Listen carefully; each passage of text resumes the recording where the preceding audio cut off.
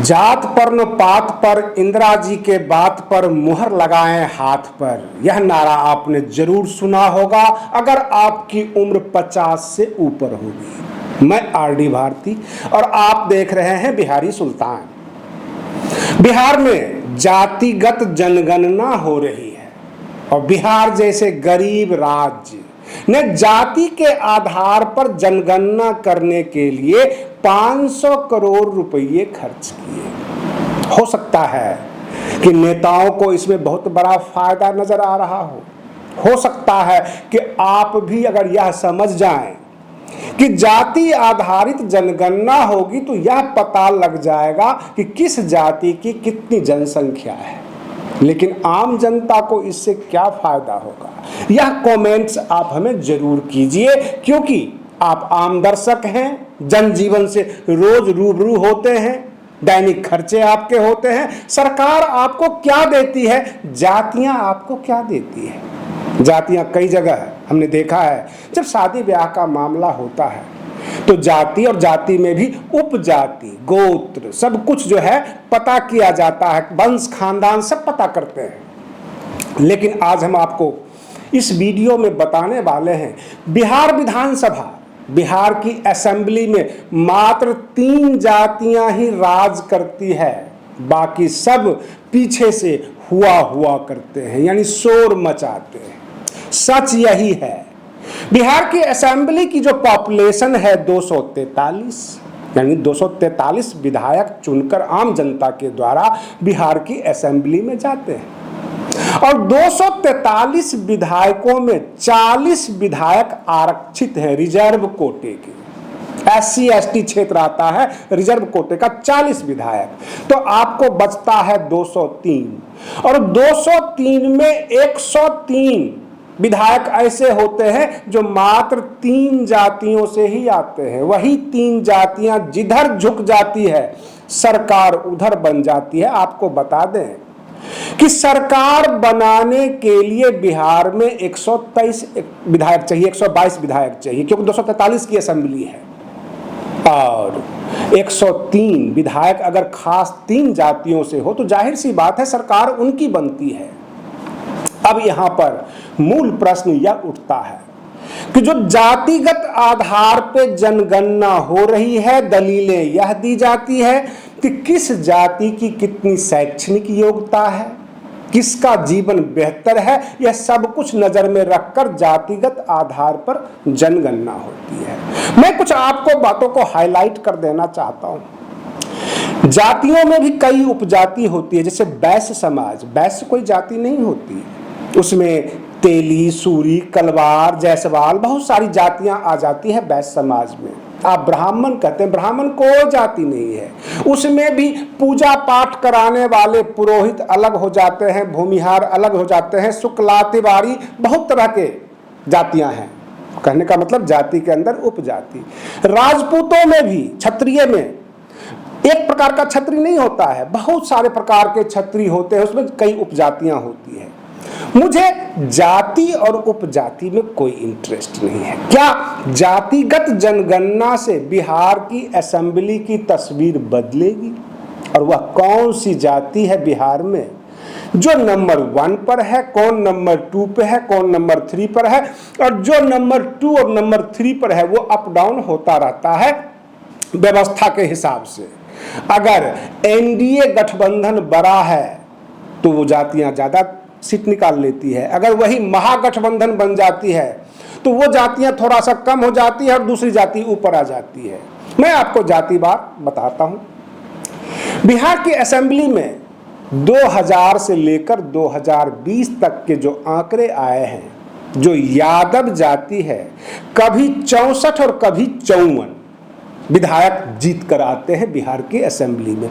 54 से लेकर 64 तक अप डाउन होता रहता है कि नीतीश कुमार महागठबंधन में है तो जाहिर सी बात है यादव जाति 64 तक पहुंच जाती है, और अगर वह NDA में चले जाते हैं तो यादव जाति 54 पे आ जाती है। फिर बढ़ती घटती कौन सी है? सेकेंड नंबर पे आता है राजपूत। वो जो है विधायकों की संख्या कभी 26, कभी 36, कभी 34, कभी 30, ये राजपूत विधायक होते हैं। और तीसरे नंबर पर जो जाति है वो है भूमिहार, कभी 18, कभी 26। अगर साल दर साल इनके आंकड़े निकालिए तो यही निकल कर आता है 4, 5, 6 विधायक या तो ज्यादा हो जाएंगे या कम हो जाएंगे। प्रश्न यह भी उठता है कि जब बिहार की असेंबली का चुनाव होता है, बहुजन समाज पार्टी भी कैंडिडेट देती है, ओवैसी जी भी आके कैंडिडेट देते हैं, और भी बाहर से बहुत सारी पार्टियां कैंडिडेट देती है, तो क्या ये तमाम कैंडिडेट केवल वोट काटे जाते हैं? और दूसरा प्रश्न यह है कि वह 85% जो 15-85 का फॉर्मूला है, क्या बिहार के चुनाव में ये बेकार साबित हो जाते हैं? कहां चले जाते हैं ये 85%?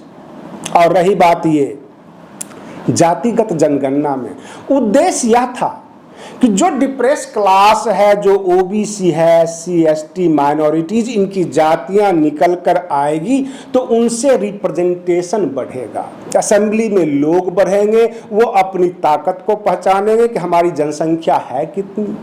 लेकिन क्या एक जाति वाले सबके सब अपनी ही जाति को वोट देते हैं? कई बार देखा गया, कई प्रदेशों में देखा गया कि जो मुस्लिम मतदाता है वह भी भाजपा को वोट करते हैं, जबकि भाजपा नेता हमेशा जहरीले बयान देते रहे हैं। यह कोई छुपी नहीं है, लेकिन मुस्लिम मतदाता भी अपने इलाके के कैंडिडेट को वोट देते हैं। जो यादव जाति के नेता है उनको राजपूत, भूमिहार सबके सब वोट देते हैं। और ऐसा नहीं है कि अगर भूमिहार नेता खड़े हैं तो सारे भूमिहार उन्हीं को वोट दें, क्योंकि बहुत सारे निर्दलीय भूमिहार भी खड़े होते हैं, बहुत सारे निर्दलीय यादव भी खड़े होते हैं, बहुत सारे निर्दलीय जो है राजपूत भी खड़े होते हैं।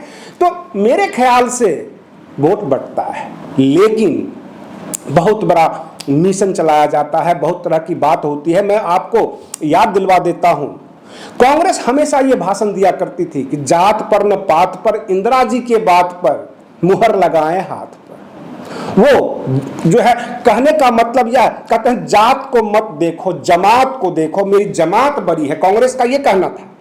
और 50, 60 साल, 70 साल उन्होंने राज किया।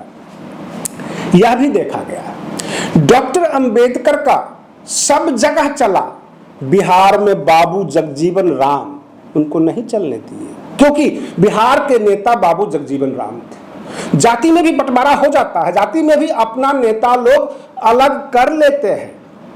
बहुजन समाज पार्टी जितनी मजबूत है उत्तर प्रदेश में, क्या बसपा का उतना वोट बिहार में है? जबकि बॉर्डर का इलाका है, बिहार और यूपी आपस में बॉर्डर लगते हैं। जितनी जातियां बिहार में है उतनी ही जातियां उत्तर प्रदेश में भी है, फिर भी बसपा का जनाधार उत्तर प्रदेश के अलावा बिहार में नहीं है, उतना घना जो है जनाधार नहीं है बिहार में।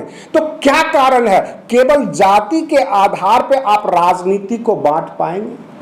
अथवा क्षेत्रवाद भी होता है, भाई भतीजावाद भी होता है राजनीति में, बहुत कुछ देखना पड़ता है।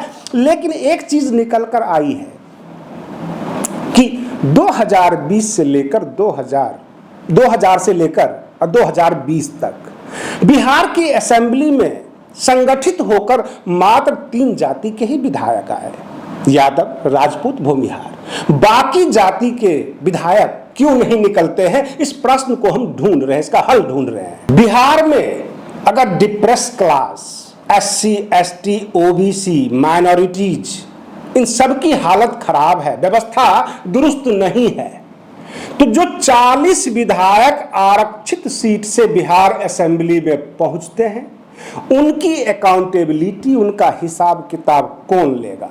क्या आरक्षित सीट पर बैठे हुए विधायक जो काम नहीं करते हैं उसका हिसाब भूमिहार मांगे, राजपूत मांगे, यादव मांगे, अथवा SC/ST वर्ग मांगे? और मांगे तो क्यों नहीं मांगे? क्योंकि रिजर्व सीट से वो चुनाव जीत कर आते हैं।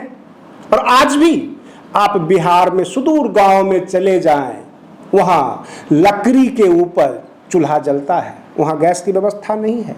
हाँ, ये और बात है कि उनको खुद जद्दोजहद करना पड़ता था जब से मोदी सरकार आई है, और ये ढिंढोरा पीटते हैं कि हम 80 करोड़ लोगों को 5 किलो चावल गेहूं देते हैं। तो यह बात सत्य है कि 5 किलो ना सही, 4 किलो, 3.5 किलो, इतना तो कम से कम मिल ही जाता है उन लोगों को। जाते हैं साइकिल से और बोरी में डालकर ले आते हैं और उसी के दम पे वो वोट मांगते हैं। लेकिन महंगाई वहां भी है, अछूती नहीं है। फर्क इतना है, वो बढ़िया साग, बढ़िया सब्जी नहीं खाकर थोड़ा बहुत जो है अपना अगल बगल में लगा लेते हैं और किसी तरह दिन गुजार रहे हैं। लेकिन भारत का जो विकास का फॉर्मूला है, जो विकास की बातें होती है, बड़े बड़े कॉरिडोर बनाए जा रहे हैं, बड़े बड़े हाईवे बन रहे हैं, इससे SC ST समाज, OBC जो अति पिछड़ा है, जो गांव में है, उसको कोई लेना देना नहीं है। उनके बच्चे आज भी सरकारी स्कूलों में जाते हैं और सरकारी स्कूल के जो मास्टर जी हैं वो मोबाइल चलाते हैं, वो मोबाइल पे गाना सुनते हैं। ये सच है। वहां बैठकर राजनीति तय होती है कि इस बार नीतीश कुमार को वोट देना है या तेजस्वी यादव को। ये स्कूलों का हाल है। स्कूल परेशान है, वहां के शिक्षक अपना जन्म सिद्ध अधिकार समझते हैं कि वेतन तो हमें सरकार से चाहिए और छुट्टियां भी चाहिए, सारी सुख सुविधाएं भी चाहिए। मांगते बहुत कुछ हैं, लेकिन उन बच्चों को विद्यादान नहीं करते। कहने के लिए भले ही आचार्य हो, शिक्षक हो, लेकिन बहुत जगह तो ऐसा भी देखने को मिला है और हमने अपनी आंखों से देखा है। बोतल में पानी भरकर घर से लाते हैं, बच्चों से छुआछूत करते हैं और बच्चे मजबूर इसलिए हैं, उनको साबुन खरीदने के लिए पैसे नहीं है। कैसे नहा धो के आए और कैसे कपड़े धोएं अगर मैले कुचैले हैं बच्चे, बिल्कुल घसीटे हुए हैं। इसका जिम्मेदार कौन? आप अभिभावक को कितनी देर जिम्मेदार बनाते रहेंगे क्योंकि उनके पास व्यवस्था नहीं है, वो मजदूरी करके आते हैं, वो खुद मैले कुचैले हैं। उनके बच्चों को डांटते हैं, उन्हें ये कहते हैं इसके पास किताबें नहीं है, कॉपी नहीं है। और तो और मिड डे मील में भी भेदभाव होता है।